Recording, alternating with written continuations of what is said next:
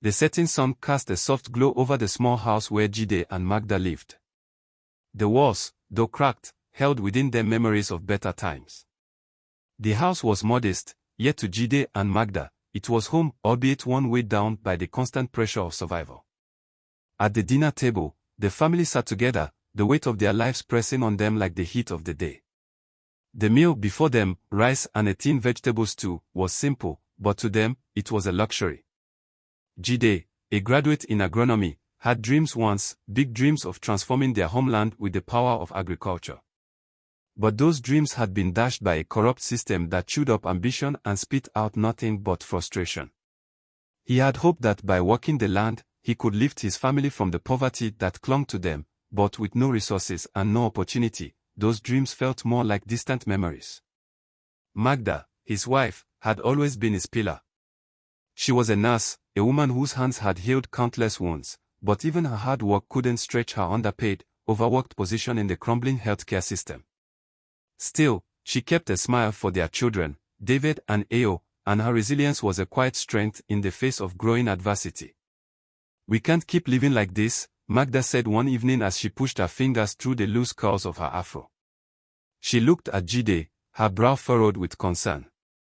"David's shoes are worn out, and Alo needs new books for school. How do we keep going like this?"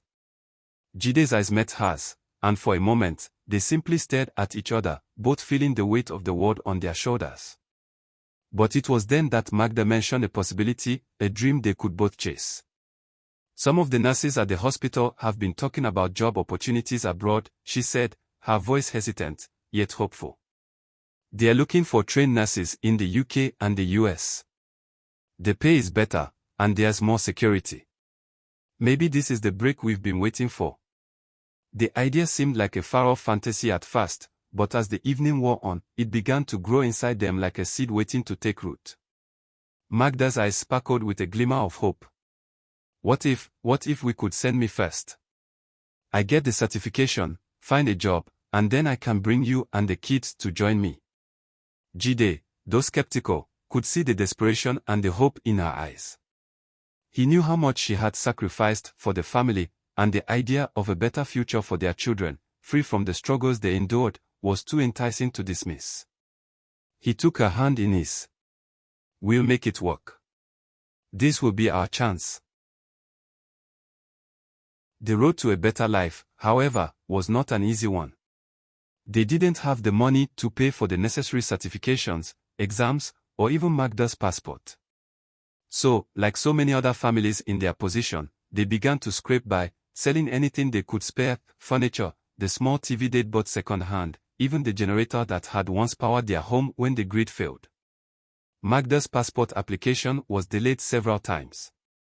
When it finally went through, they had to pay a bribe to get it expedited, an expense that stung but felt necessary in the face of their mounting challenges. Despite these setbacks, there were moments of quiet joy. Jide would encourage Magda in those darkest moments, his voice steady and warm. "We've come too far to give up now. We have to keep going, for David and Alo. They deserve a better future." Meanwhile, their neighbor's daughter, Sod, had recently finished high school but lacked direction. Jide, who had always believed in the importance of education, encouraged her to continue her studies. "You have so much potential, Sod. Don't waste it. Go back to school and make something of yourself," he would say. Though she was still figuring out what she wanted to do with her life, Sod became an unofficial member of their household, helping with chores and looking after the children. She watched the couple struggle and couldn't help but admire their perseverance. The day Magda left was a bittersweet one. The family stood at the crowded airport, their hearts heavy with sorrow and anticipation. Magda, her eyes glistening with tears, hugged David and Alo tightly. "I'll be back soon," she whispered, her voice trembling. "I love you both so much. Be good for Daddy." Jide watched her go, a lump forming in his throat as he held back his own tears. This was supposed to be the beginning of a better life, a life where the weight of their struggles would finally be lifted. But as the plane took off, so did a part of him. The months that followed were filled with letters from Magda. At first, her words were full of hope and excitement. She described her new life in the UK, long shifts at the hospital, the cold weather, and the sacrifices she was making to secure a future for them. Jide would read her letters aloud to the children, each word a reminder of the dream they were all chasing. But as time passed, the letters became fewer and more distant. Magda's words, once full of optimism, began to sound strained. "Saving money is harder than I expected," she wrote in one letter. "There are so many bills, and I'm working multiple jobs. I'm tired, Jide." Jide held the letter in his hands, feeling the sting of her exhaustion, her loneliness. Yet, despite the growing distance between them, he held on to hope. His family would be reunited soon, and everything would fall into place. 14 months later, Jide could no longer wait. The children were growing up without Magda, and the house felt emptier without her presence. He decided it was time to join her, time to finally be together as a family. He borrowed money from friends, sold their remaining belongings, and scraped together every last bit of cash. With David and Alo by his side, he boarded a plane to the UK, heart filled with anticipation. But when they arrived, Jide was met with a shocking reality. Instead of Magda, a middle-aged couple greeted them at the airport. Their faces were cold, distant, and unfamiliar.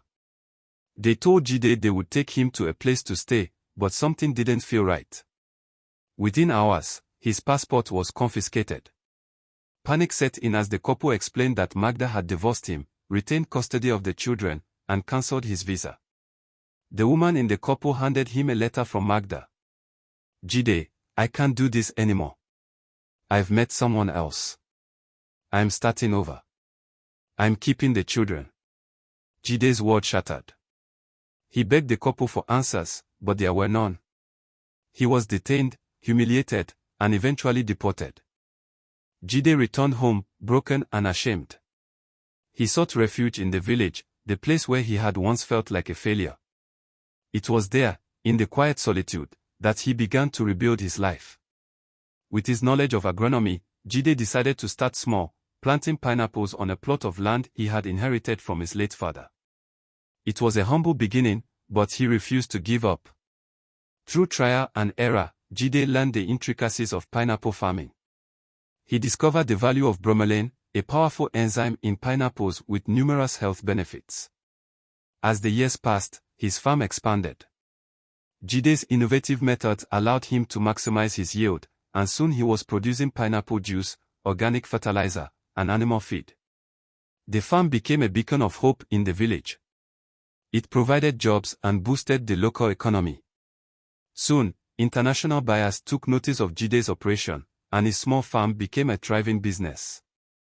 He was no longer the man who had been betrayed and humiliated. He was now a successful entrepreneur, respected by his peers. 6 years later, Jide found himself in the United States, finalizing a major business deal for the export of his products. His heart was full of pride, but something gnawed at him, a lingering question about his children. He contacted Magda, hoping to see David and Alo. To his surprise, Magda's new husband answered the phone. "You don't need to contact her," he said coldly. "She's in trouble. She left for her home country due to legal issues surrounding her fake certifications. And by the way, those children you've been asking about." The man paused, his words hitting Jide like a blow. "They're not yours. We did a DNA test. The children aren't yours." Jide felt the ground fall out from under him. For years, he had clung to the hope that one day he would be reunited with his children. Now, it seemed that hope was nothing more than a lie. But strangely, as the pain hit him, he began to realize something. He was free from the emotional chains that had bound him for years. He was no longer the man who had been deceived and betrayed. He was Jide, the man who had built something from nothing, and who had overcome the odds.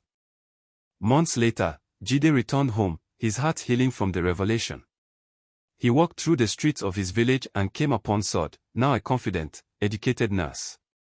She had flourished in her own life, and her presence reminded him of the sacrifices he had made for others. One afternoon, as they sat together in his office, Sod smiled. You don't know this, but I've followed your journey.